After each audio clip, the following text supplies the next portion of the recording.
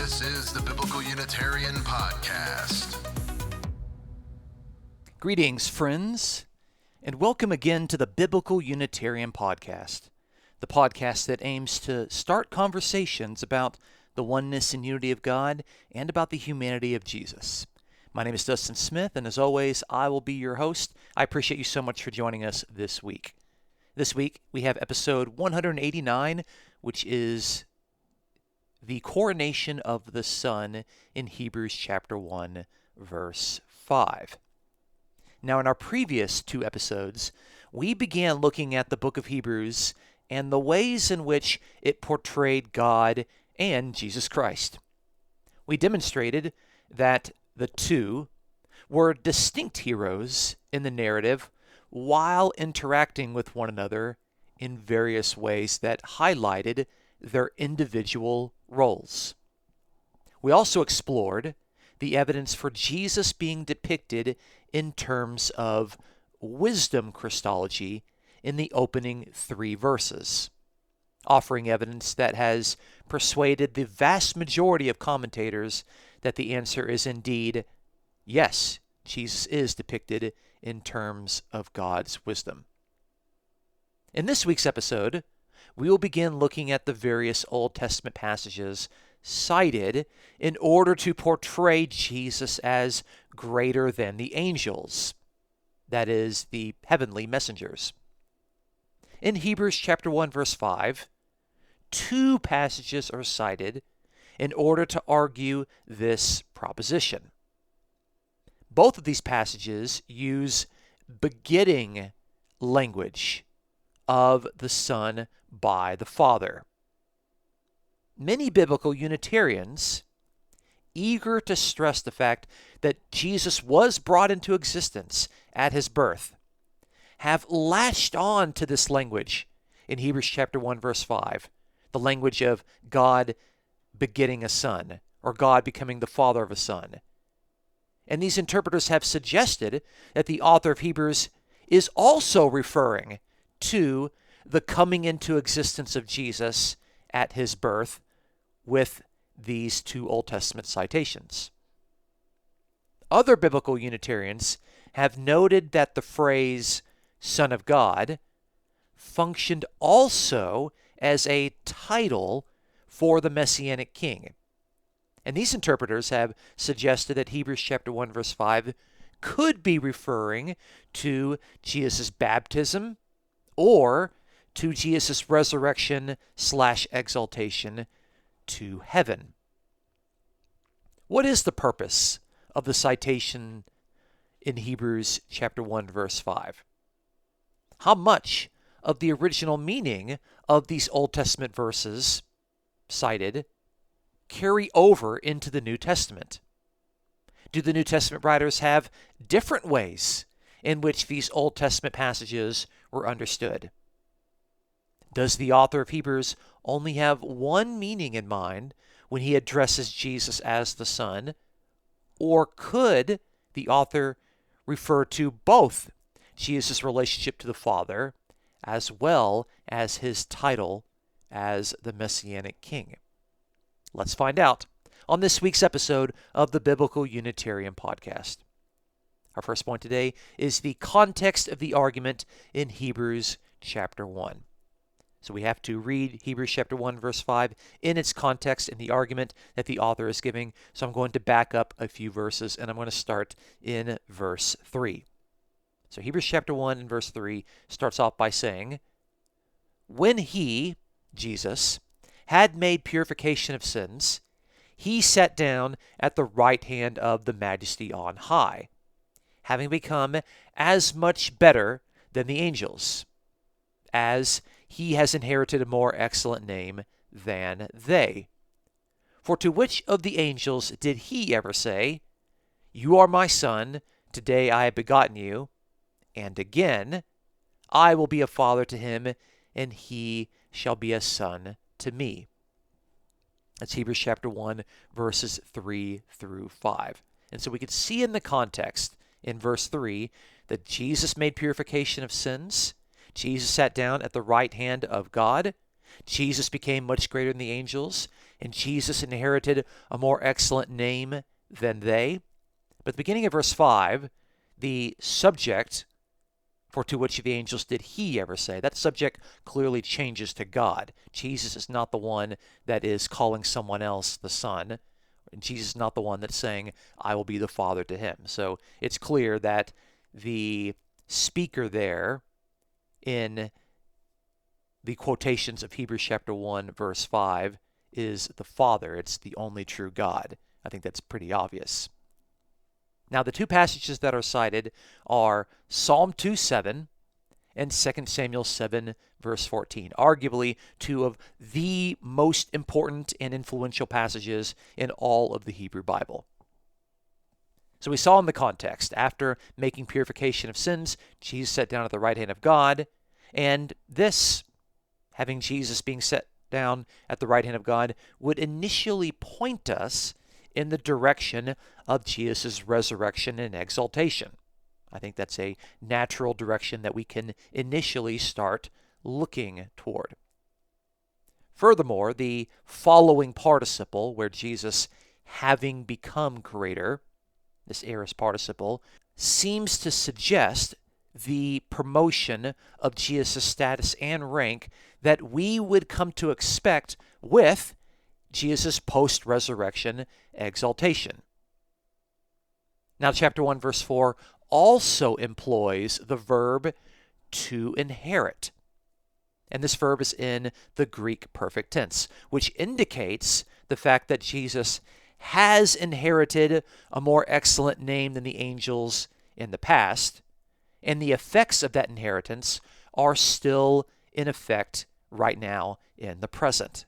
That's how the perfect tense of the Greek verb functions. Jesus has inherited something in the past, and he still inherits that name and possesses that name in the present. So in other words, the present that the author of Hebrews is describing is situated in light of the event of Jesus having inherited a name greater than the angels, based on an event linked to his being seated at the right hand of God.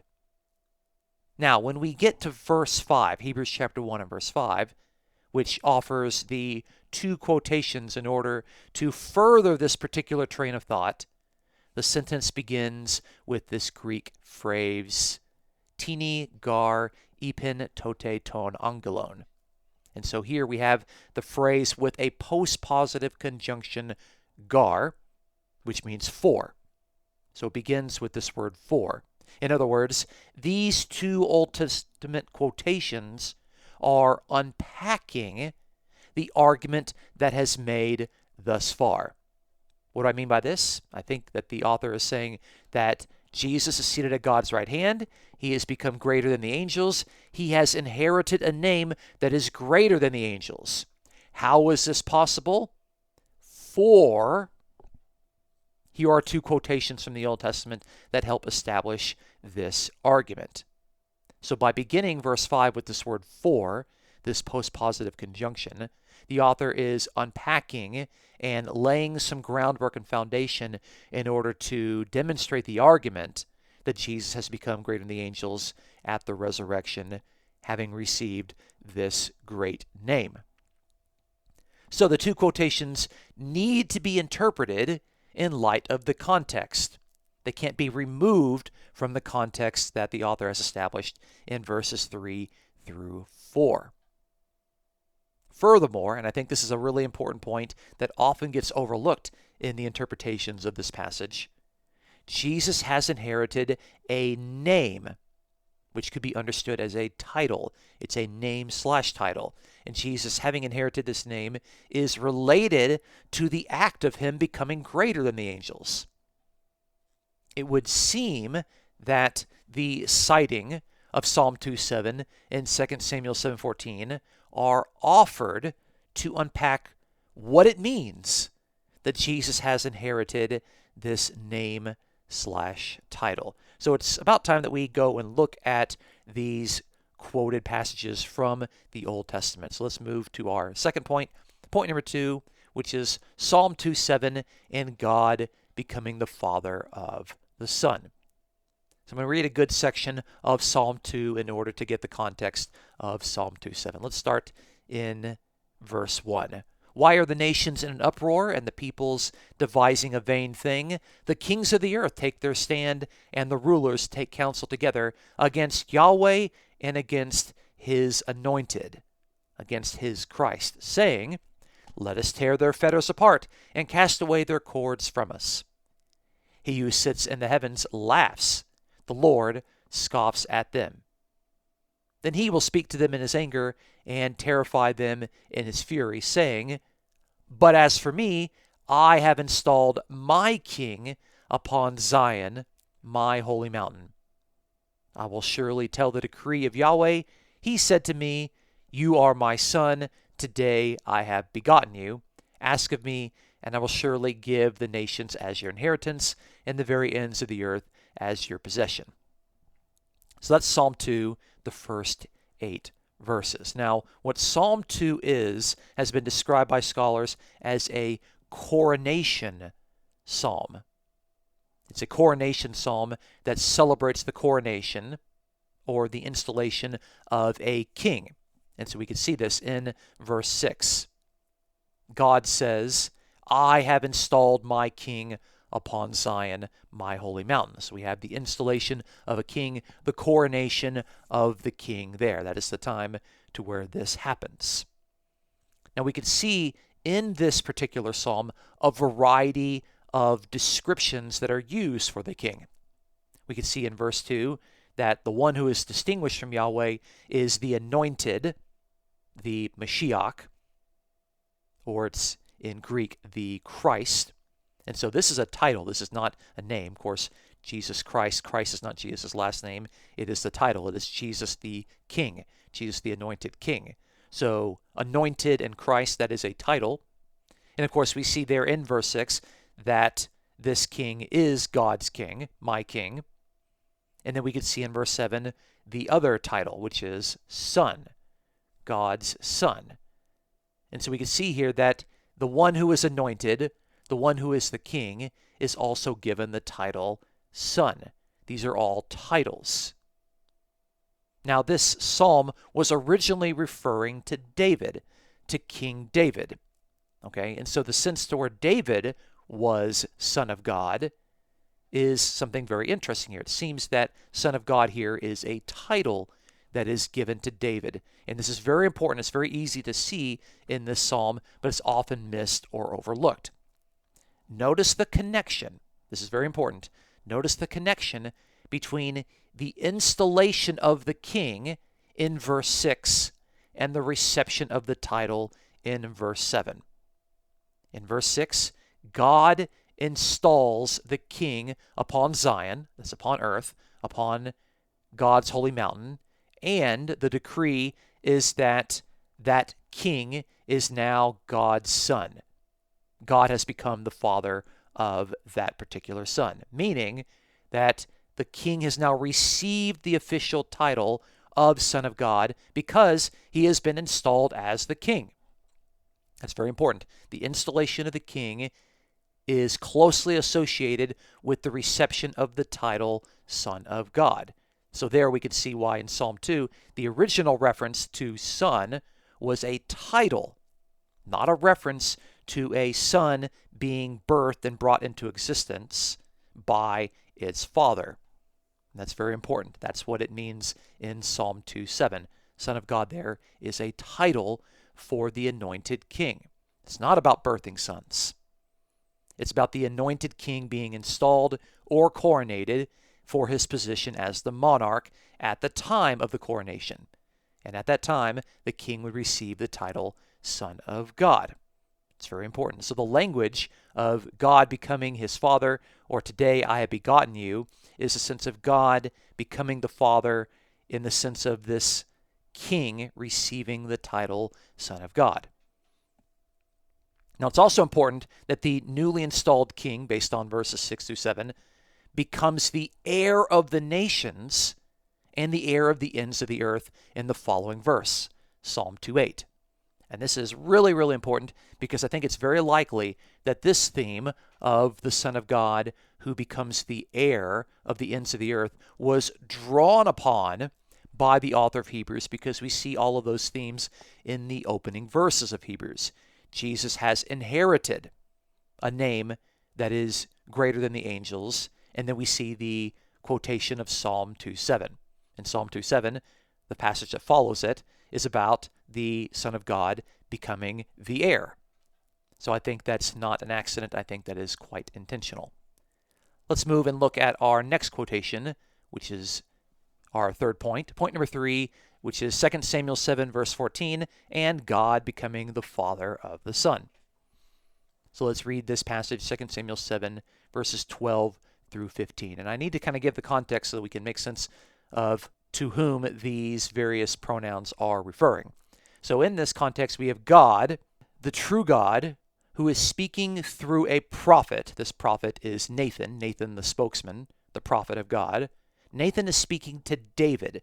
David is the king, and they are speaking about somebody else. They're speaking about David's son, the descendant that is going to come from David. So we have God speaking through the prophet Nathan to David about David's son. And David's son here is going to be Solomon. So let's read the passage, starting in verse 12. When your days are complete, when your days, David, are complete, and you, David, lie down with your fathers, I, God, will raise up your descendant after you, who will come forth from you, and I will establish his kingdom. He shall build a house for my name, and I will establish the throne of his kingdom forever. I will be a father to him, and he will be a son to me. When he commits iniquity, I will correct him with the rod of men and the strokes of the sons of men. But my loving kindness shall not depart from him, as I took it away from Saul, whom I removed from before you. That's 2 Samuel 7, verses 12 through 15. And it's verse 14 in the midst of that the author of Hebrews is citing in reference to Jesus, where it says, I will be a father to him, and he will be a son to me. Now, it's clear in the original context that the son here is a reference to Solomon, which is the descendant of David.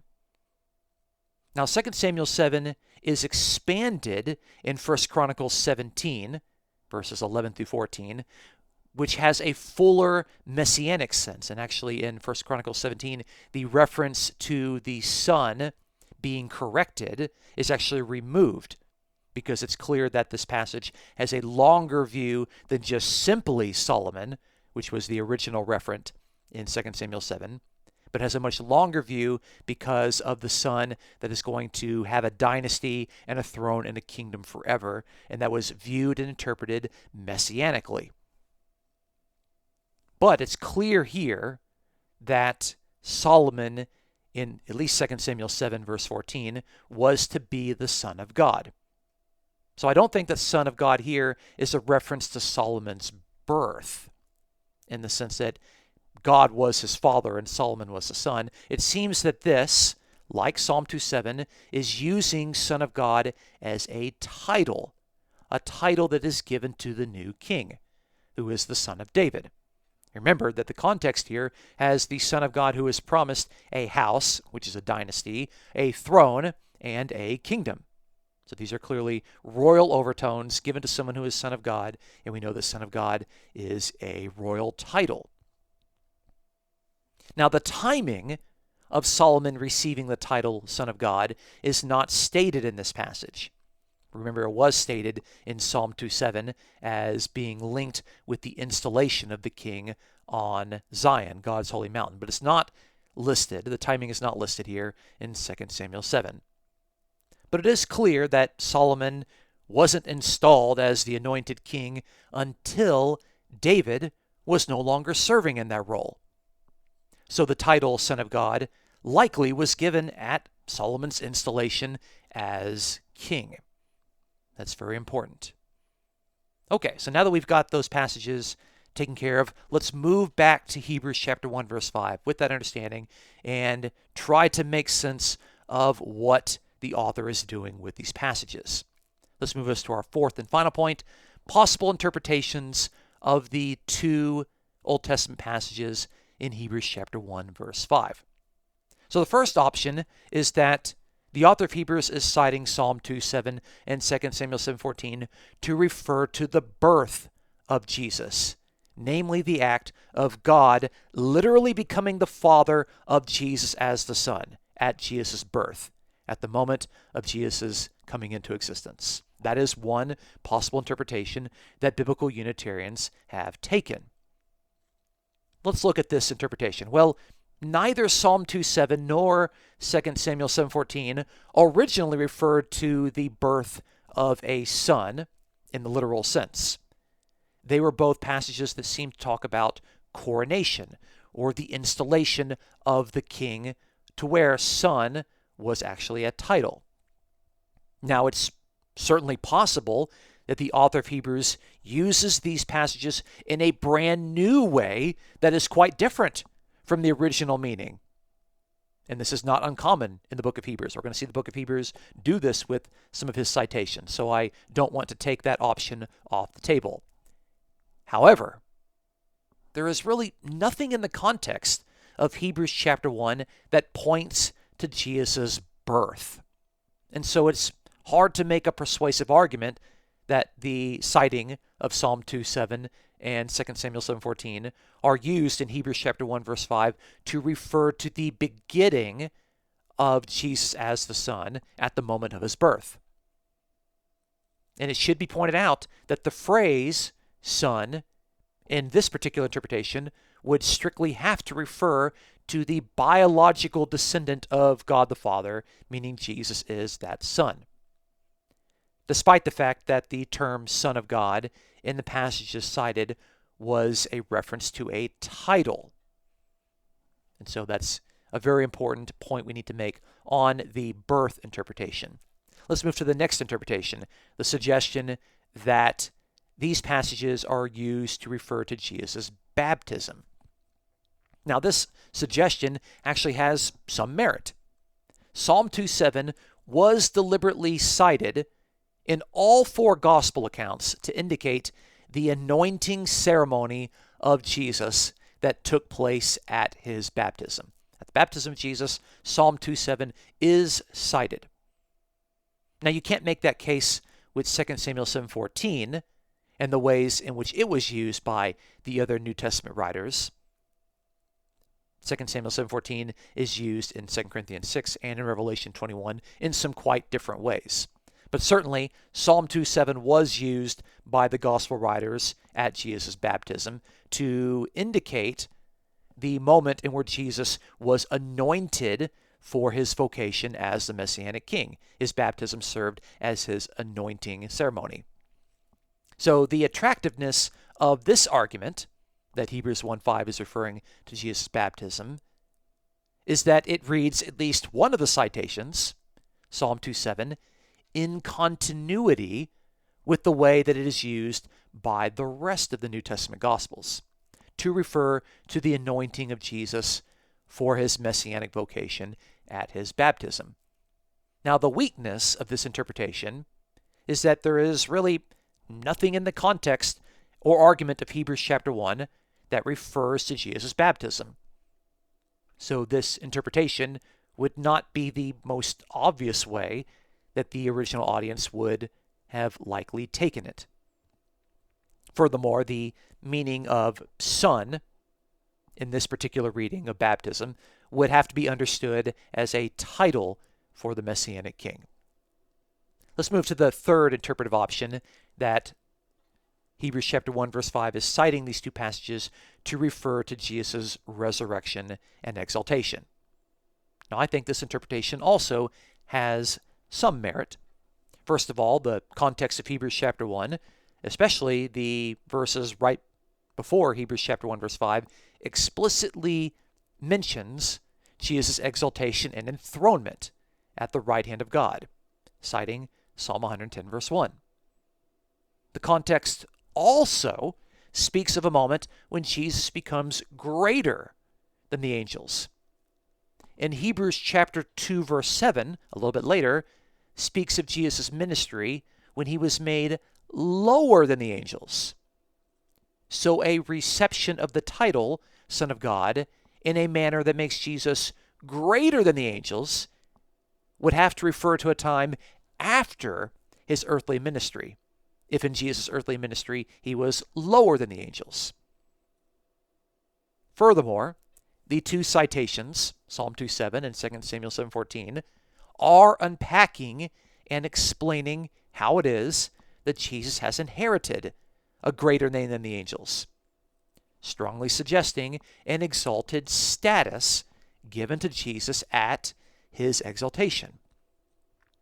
Moreover, Acts chapter 13, verses 33 through 34, cite Psalm 2:7 to refer to the resurrection and exaltation of Jesus.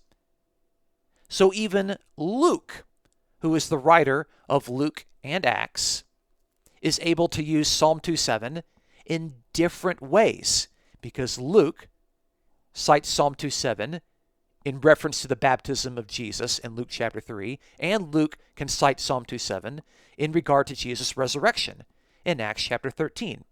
I think it's a very point that even a single New Testament author can cite an Old Testament passage and use it in two different ways without thinking that there is a contradiction.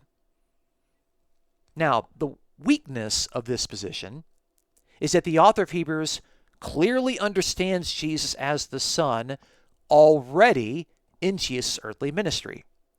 In Hebrews 3 verse 6, Jesus was faithful as a son. He was already a son in his earthly ministry. In Hebrews chapter 5 verse 8, Jesus learned obedience as a son. He was obedient as a son in his earthly ministry. And in Hebrews chapter 6 and verse 6, Jesus was crucified as the Son. So Jesus was already the Son prior to his resurrection and exaltation. However, there's really no reason why two things cannot be true at the same time. Let me make this point, because I don't want to be confused in regard to the way that I think the evidence is pointing.